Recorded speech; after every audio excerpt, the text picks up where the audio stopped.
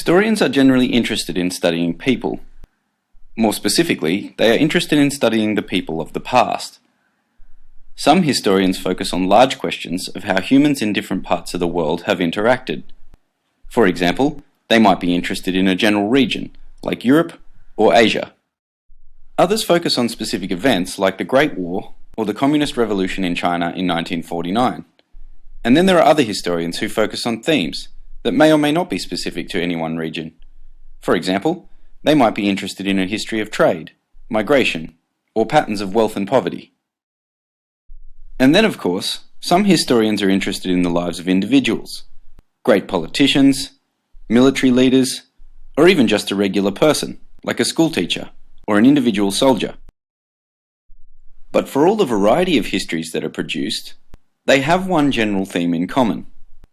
They tend to be focused on understanding some aspect of the human story in the past. Nevertheless, it doesn't take long to notice that historians don't always agree. In fact, historians are often divided over many aspects of history. Even when they study the same topic, they may disagree on how to explain important aspects of it. Suppose we want to know why the Khmer Empire in Cambodia collapsed so suddenly in the 15th century. With a little research, we'll find that some historians suggest that this was mainly caused by the influence of a new religion, Buddhism. We'll also find that some other historians have argued that it had more to do with the collapse in the food supply. So why is it that historians disagree on so many aspects of their work? We think that this is explained by what we call the problem of history.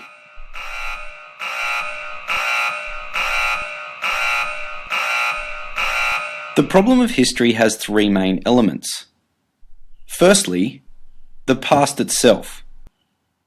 Secondly, the preservation of that past. And finally, the production of history that tries to explain the past.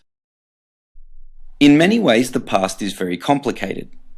Essentially, it is just a fractured collection of moments. These moments do not have an inherent story that forces itself onto us. Instead, we must create the stories that give those moments shape and meaning.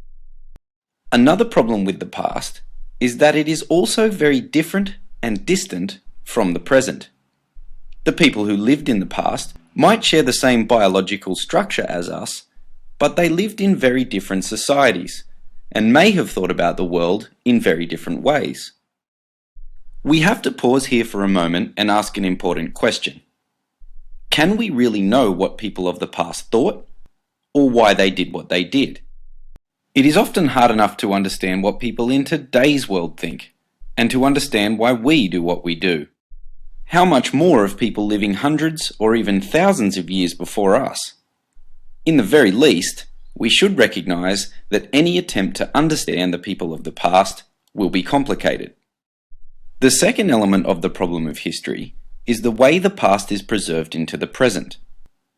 Just as the past is always fractured, so its preservation is always fragmentary. What this means is that the past never survives in a complete form. All we have are small bits of the past in the form of documents or other artifacts. These might contain large amounts of information about the past, but they can never contain all of the information.